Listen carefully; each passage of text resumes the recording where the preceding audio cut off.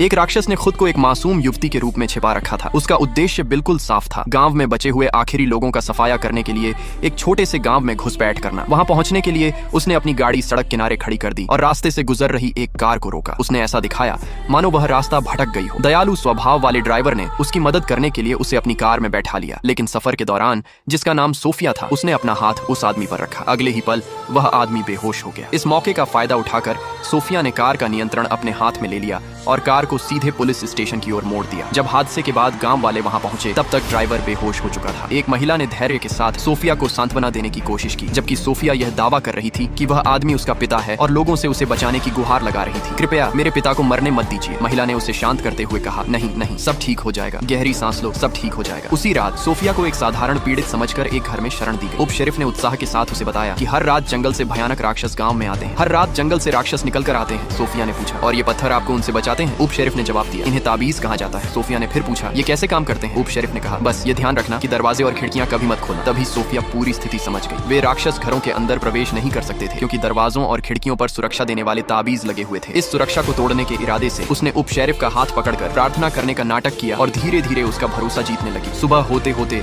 वह पूरी तरह गाँव में घुल मिल चुकी थी और अब उसने अपना असली कदम उठाया। वह चुपके से उस कमरे में गई जहाँ वह ड्राइवर आराम कर रहा था। जैसे ही उसने फिर से अपना हाथ उसके सीने पर रखा, एक चिंताजनक घटना हुई। वह आदमी जो अब तक